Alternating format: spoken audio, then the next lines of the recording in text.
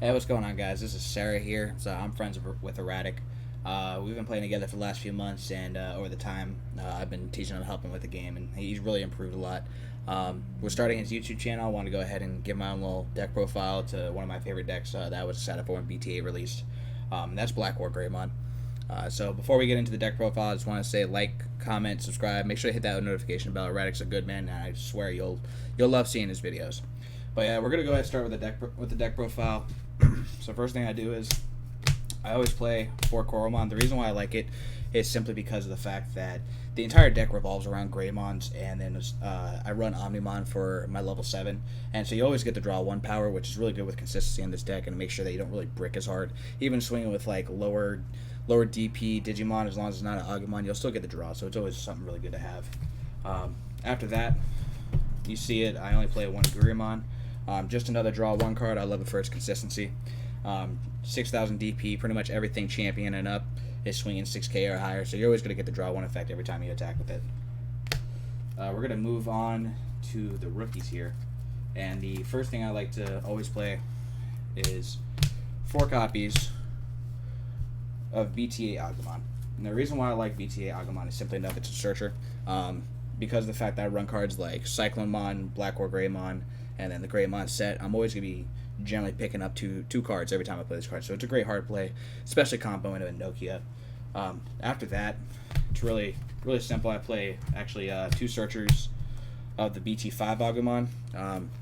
Reason being is because, like I said, I do run Omnimon in this deck. And with Omnimon, I'm not generally trying to see it all the time. It's one of those where if I get it, cool. If I don't, whatever. But it's also, the reason I only run 2 is just because of the fact that BTA Agumon is just vastly superior, and with the Black Wargreymon deck, you're trying to more stack inheritables, so relying too much on search power and not just on what you have in your hand can actually kind of gimp you a little bit, because if you're pulling up all these Greymons and stuff, that's cool and all, but you could be sending other key pieces to the bottom of the deck just because you can only choose 1 of those Greymons, whereas BTA Agumon, you can pick up a Black Wargreymon and a Metal Greymon if you need to, because Black War's a Dragonkin, and then Metal Gray is sitting as your Greymon for the choice. After that, I play 4 of the Promo Agumon. Promo Agumon is probably one of my favorite cards in this deck, just because of the fact it is a massive DP boost, and it's not just when attacking. When attacking the player, it's your turn in general, so the second it comes back to your turn, if you have a Digimon or Greymon, it just flies up in power and gains the extra 2,000 DP, allowing you to swing at another card or swing it at security and feeling a little bit more comfortable about that swing. So I definitely say if you ever have this in your hand, you want to get this in your raising ASAP over any other card. After that, we do 4 of the starter deck 7 Agumon.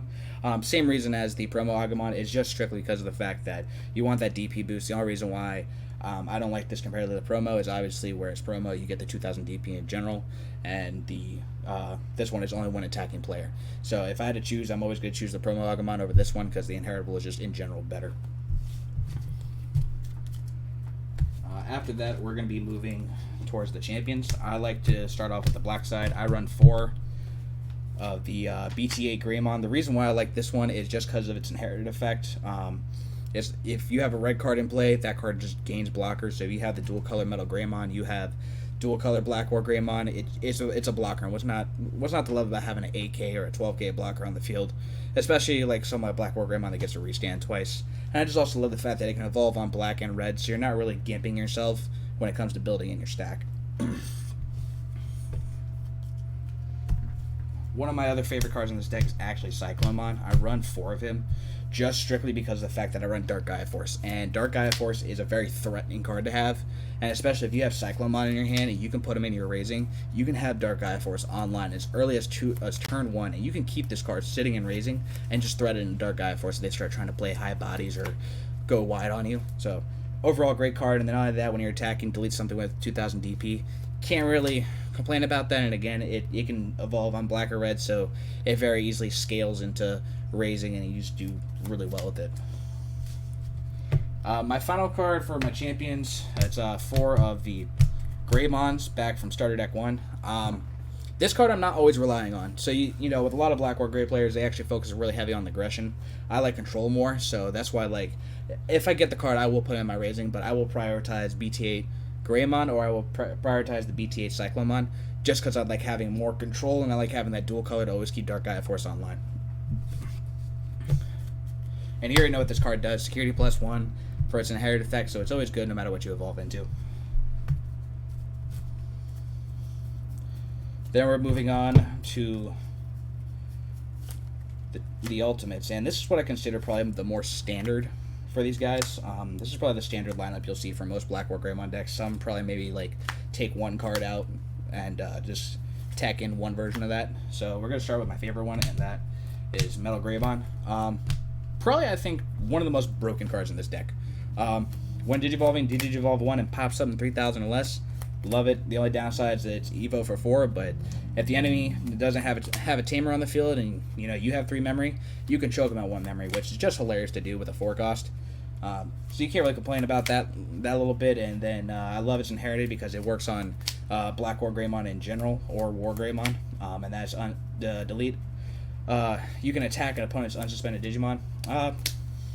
Simple enough. If you have this card in your hand and you're building, always have this card ready to go. And you can't beat it comparatively to the rest of the champions that you can put in this deck. So that's really it for that card.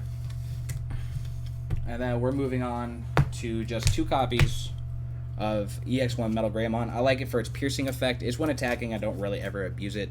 It's also a 3 to evolve dual color, so again, just helps keep consistency and raising. The only downside I don't like with this card is that, as you'll see, I run BT2 Black Wargreymon, and I can explain that here in a little bit. So let's just move on to the final 2 cards, and that is Chimeramon. Being able to DNA Digivolve and put unsuspending attack, or make them security +2, or even have dual starter deck 1 Greymons and have a security +2 Chimeramon. Amazing, and you'd be surprised how much you can just gain momentum back into the game by getting 3 swings and he's fine, which has worked a lot for me, which is a little crazy. And then finally we're going to look at the Megas, and then which version of Omnimon I like to run, and I can give you other suggestions for what other Omnimons. I run 3 copies of BT8 Black Wargreymon. Broken card, simple as that.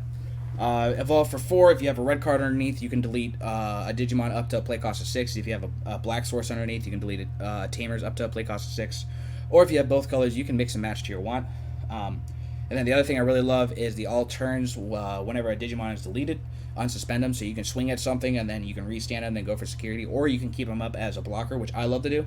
I'll kill something and then I'll keep them as a block for the next turn, just to have some threat, and then they're going to be wanting to try and blow them up and get rid of them and just give you a lot of memory, which just means you can go back into them within a turn, which is just hilarious to do.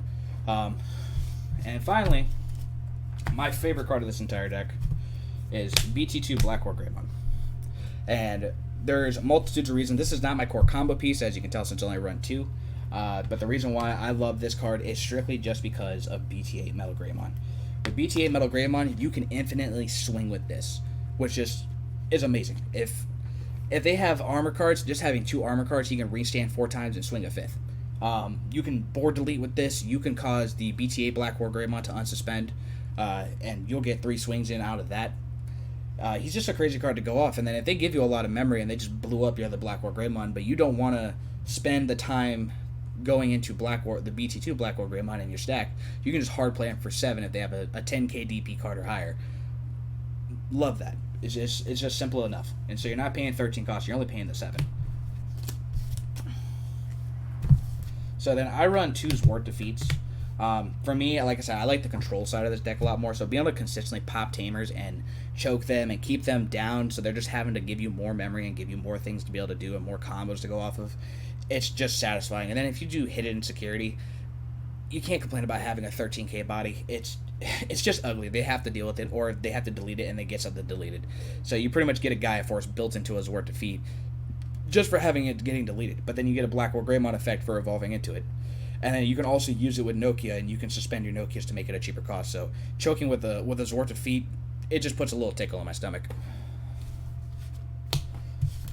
I like to run 3 Dark Gaia Forces. I love this card when it comes to this deck, or probably maybe any black-red deck in the future.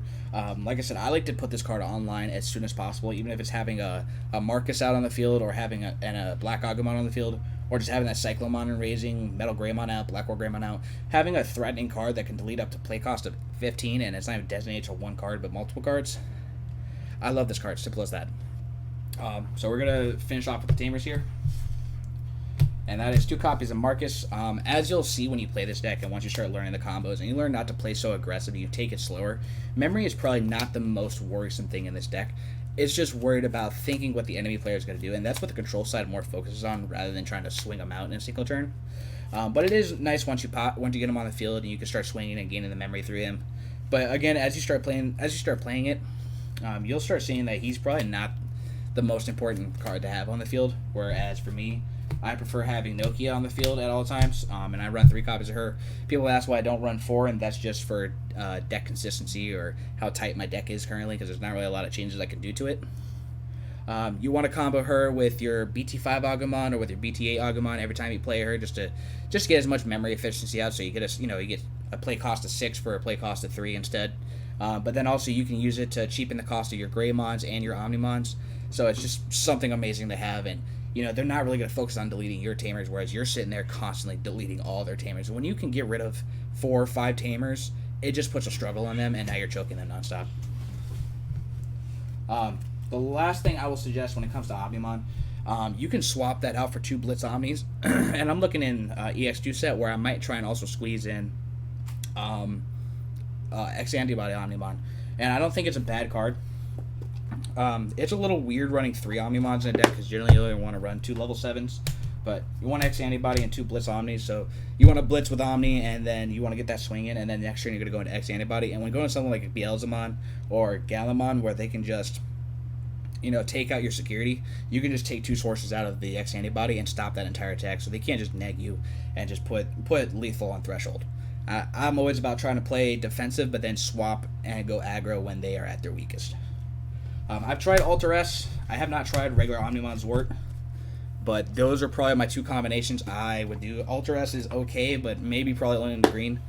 But yeah, that's actually going to conclude our entire deck profile. I hope you guys really enjoyed that video. And like I said, make sure to give a like to Rags video. He's a really good friend of mine, and I really want to see him prosper with this because he seems to be enjoying it. Y'all have a good one.